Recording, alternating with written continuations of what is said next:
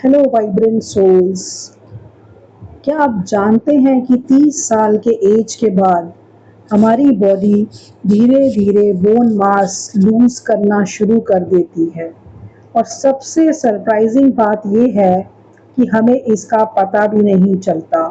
हम अपने skin, hair और वेट का तो ख्याल रखते हैं, लेकिन अपनी बोन्स को अक्सर इग्नोर कर देते हैं। लेकिन आज मैं आपको बताने वाली हूँ कि क्यों 30 के बाद बोन हेल्थ पर ध्यान देना बहुत ज़रूरी हो जाता है और कैसे कुछ सिंपल हैबिट्स आपको फ्यूचर में ओस्टियोपोरोसिस और वीक बोन से बचा सकती हैं।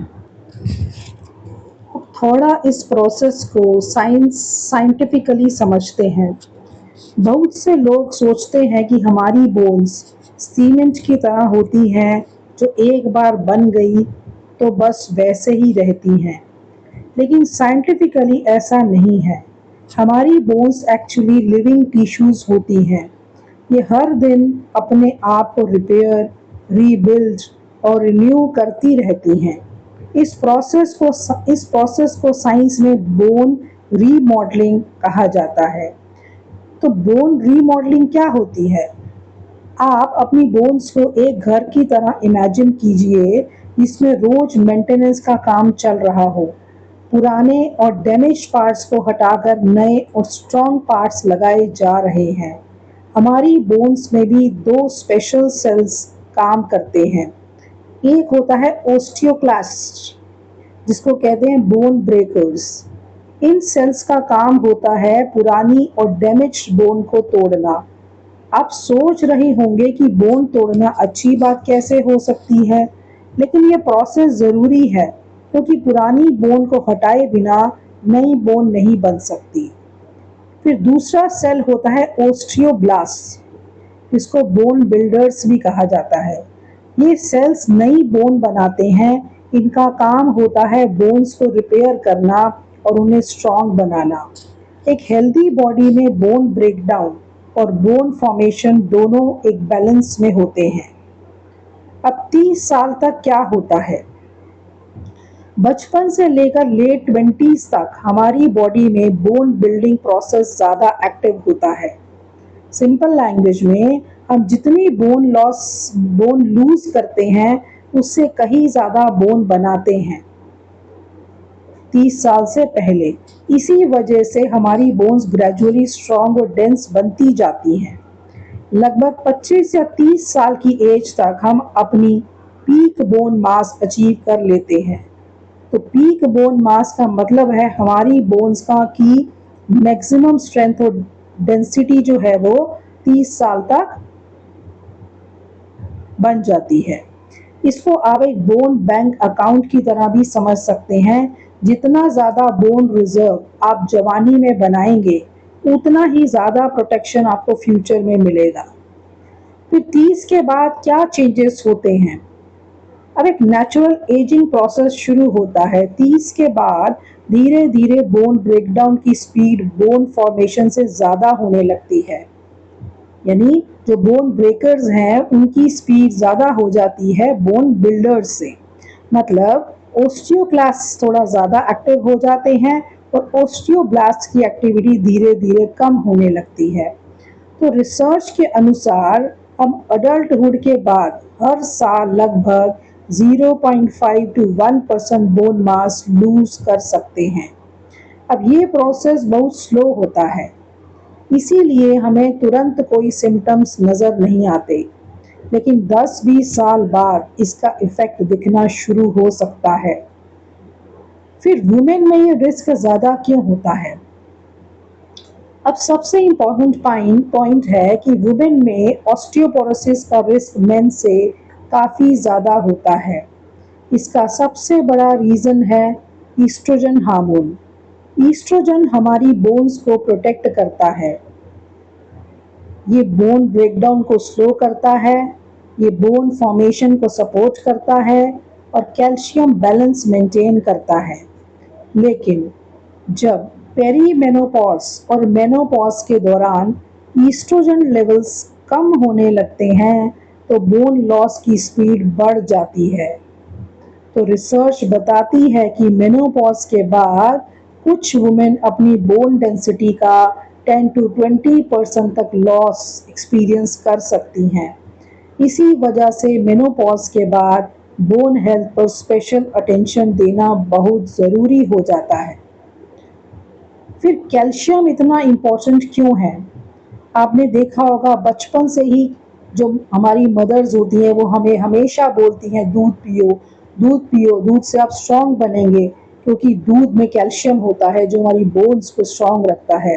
तो क्या आप जानते हैं कि हमारे शरीर का लगभग 99% कैल्शियम हमारी बोन्स और टीथ में स्टोर होता है। लेकिन सिर्फ कैल्शियम बोन्स के लिए नहीं चाहिए, तो बॉडी को कैल्शियम की ज़रूरत होती है हार्ट फंक्शनिंग के लिए, मसल कंट्रैक्शन के लिए, नर्व सिग्नलिंग के लिए, ब्लड क्लॉटिंग के लिए। तो अगर हम डाइट से इनफ कैल्शियम नहीं लेते तो बॉडी इमरजेंसी में बोन से कैल्शियम लेना शुरू कर देती है और धीरे धीरे बोन्स वीक होने लगती हैं। इसीलिए कैल्शियम रिच फूड्स का रेगुलर इंटेक बहुत बहुत ज़रूरी है। फिर विटामिन डी का रोल क्या है? तो बहुत लोग सोचते हैं मैं कैल्शियम ले रहा हूँ तो मेरी बोन स्ट्रांग हो जाएंगी, लेकिन सच ये है कि कैल्शियम अकेला काफ़ी नहीं होता। विटामिन डी एक की तरह काम करता है। ये बॉडी को कैल्शियम एब्जॉर्ब करने में हेल्प करता है। अगर विटामिन डी कम होगा तो कैल्शियम एब्जॉर्ब नहीं होगा, बोन्स वीक होने लगेंगी, मसल वीकनेस बढ़ेगी, फॉल्स और फ्रैक्चर्स का रिस्क भी बढ़ेगा। इसीलिए डॉक्टर्स अक्सर कैल्शियम के साथ विटामिन डी भी रिकमेंड करते हैं। फिर एक्सरसाइज से बोन्स कैसे स्ट्रांग होती हैं? एक और इंटरेस्टिंग साइंटिफिक फैक्ट है, हमारी बोन्स मूवमेंट और प्रेशर को रिस्पॉन्ड करती हैं। जब हम वॉक करते हैं, स्टेयर्स चढ़ते हैं, योगा करते हैं, स्ट्रेंथ ट्रेनिंग करते हैं, तो हमारी बोन्स को सिग्नल मिलता है हमें स्ट्रांग रहना है। कहते हैं ना, बोन्स के लिए कहते हैं ना, वेदर यूज इट और लूज इट। तो जब आप यूज करते हैं उसकी कैपेसिटी, उसकी स्ट्रेंथ और बढ़ती है, and when you don't use it you lose the bones. तो इस सिग्नल की वजह से ओस्टियोब्लास्ट ज़्यादा एक्टिव हो जाते हैं और बोन फॉर्मेशन को सपोर्ट करते हैं। इसीलिए एक्सरसाइज को नेचुरल बोन मेडिसिन भी कहा जाता है। तो सबसे इम्पोर्टेंट मैसेज है, ओस्टियोपोरोसिस एक दिन में डेवलप नहीं होता। ये एक स्लो और साइलेंट प्रोसेस है जो कई सालों तक चलता रहता है। तो ओस्टियोपोरोसिस तो आप समझ ही गए होंगे कि degeneration of bones is called osteoporosis. इसीलिए एक्सपर्ट्स कहते हैं the best treatment for osteoporosis is prevention. आज आप जो इन्वेस्टमेंट अपनी बोन हेल्थ में करेंगे वही आपको 60, 70 और 80 साल की एज में एक्टिव और इंडिपेंडेंट बनाए रखेगी। तो आज हमने जाना कि बोन हेल्थ सिर्फ ओल्ड एज का इशू नहीं है।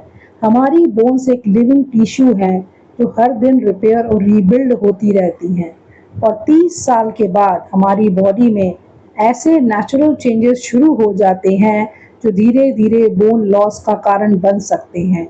लेकिन अच्छी बात यह है कि हम अपनी बोन हेल्थ को आज से ही प्रोटेक्ट कर सकते हैं। इसके लिए कैल्शियम रिच डाइट लें, एडिक्वेट विटामिन डी लें, रेगुलर एक्सरसाइज करें, स्ट्रेंथ ट्रेनिंग करें, प्रोटीन रिच न्यूट्रिशन लें और हेल्दी लाइफस्टाइल हैबिट्स को अपनाएं। तो ये सब मिलकर हमें स्ट्रॉन्ग बोन्स, एक्टिव लाइफ और हेल्दी एजिंग की तरफ ले जा सकती हैं।